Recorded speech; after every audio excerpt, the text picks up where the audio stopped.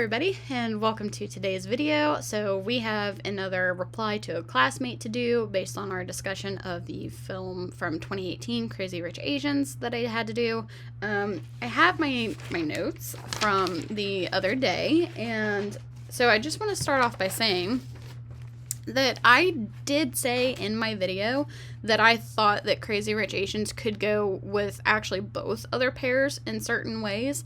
And the one thing that I did say was that the pair Guess Who's Coming for Dinner and Harold and Maude relates to this because of the traditional patriarchal values and the love story behind it. So we're going to reply to Rebecca, we're going to watch what she has to say, and then I'm going to stop and start it and, say a few things about it and what I think and my reply to her, and then we'll be done with the video for today. Let's get into it. All right, so here we go.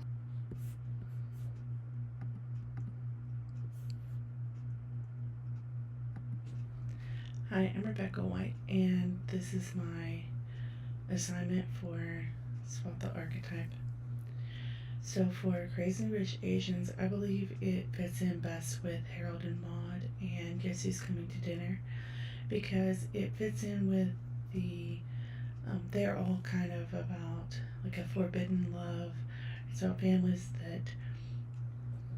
it's about children that go against what their family views as the normal things to do. So I agree with that wholeheartedly. Both the pairs and Crazy Rich Asians, the kids do get told that there's you're not allowed to be with this person, you're not allowed to marry them, and Rachel specifically gets told that several different times by a couple of different people through the Crazy Rich Asians movie. Then in the end, she and Nick go against that, and they go against Nick's parents' wishes because Nick ends up proposing to her. But by that point, Eleanor's mind had kind of been changed, especially by Rachel.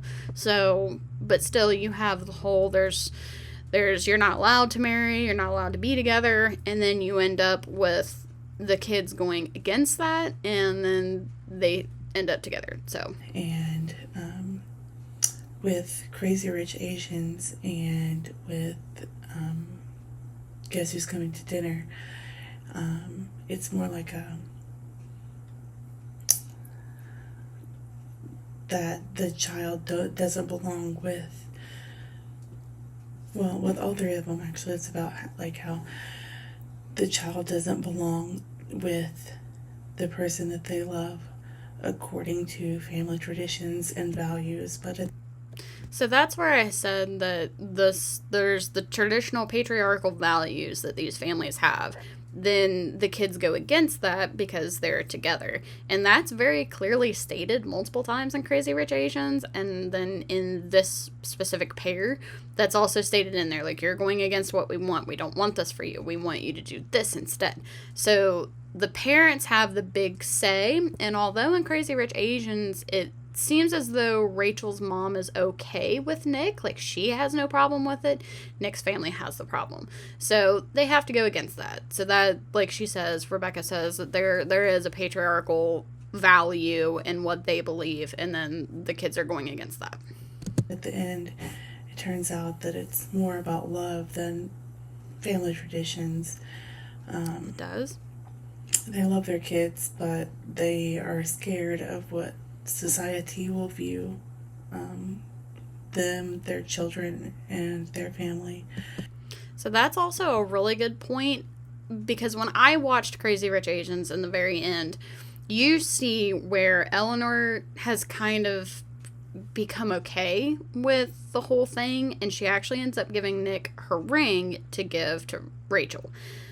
But you kind of see the whole little thing where Rachel is looking at Eleanor and Eleanor's looking back at Rachel, and she kind of does the little head nod. So she's kind of saying that okay, fine, I respect you, but she still doesn't seem happy about it. She kind of gives a little okay, fine, nod, respect type thing. So that's another really good point that's made. I think I think all three of them do that. I'm not quite for sure. I only watched The pair, I only watched them like one time, so each. So I don't fully remember what that one is. I've seen Crazy Rich Asians, I think, like a couple of times, so I can remember what happens in that one a little bit better. If this love happens, let's see. So with Crazy Rich Asians, it was the like the money was the difference. In Guess Who's Coming to Dinner, it was the race that was the difference. And so that is a really good point that I would like to point out here. In Crazy Rich Asians, both Eleanor and Rachel's mom, at several points throughout the movie, say that Nick's family is not going to like Rachel because Rachel is Chinese American. So there is a little bit of a racial thing going on. There's a racial difference between the movies and in Crazy Rich Asians, because they say at one point it's Rachel is talking to her mom. Her mom goes kind of like, be prepared for them to kind of not like you because you're Chinese American. You know, she tells her, like, when you look at your face is Asian, but you're from here. You were born here. You grew up here. That's going to cause a social difference between you and them. Once Rachel gets, to Singapore, she meets all the other Asians and everything that are involved in this whole shindig, and they're treating her differently. For the most part, most of them are treating her differently, again, because she's Chinese American and she's poor.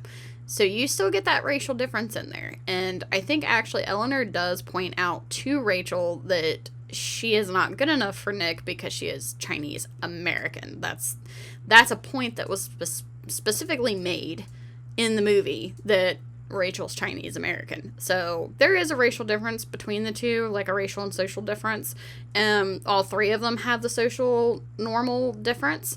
They did not like that. So there's similarities there. Crazy Rich Asians, I think there is a difference racially between it and Guess Who's Coming for Dinner. And then Harold and Maude, it was the age difference. And like I said, in the end, it was just more about love and less about the family values, and that it doesn't have to be accepted for love to happen. It's just going to happen. If love is love, then it's going to happen. And that is what I... Okay, so we're going to pause it right there. And I agree. All three movies have the love is love. It's going to happen if you do love somebody. So kind of just kick rocks and deal with it. They do have that. Rachel and Nick do end up, Nick proposes to Rachel and kind of defies what his mother wants. And he doesn't care. He says, I'm not going to pick my family. I'm going to pick you. So that's there. Guess Who's Coming for Dinner? They do end up getting married. And Harold and Maude, I think they ended up getting married, if I remember right. They were married. So that theme is there, that love is love. You're going to marry who you want to. And if you actually love them, you're going to do that anyway. Like for me, family is a big thing. I want my family to like who I'm with. But at the same time, if in my heart I know it's right, whether they like them or not, have their differences, whatever, I'm going to go ahead and marry the person that I think is right for me.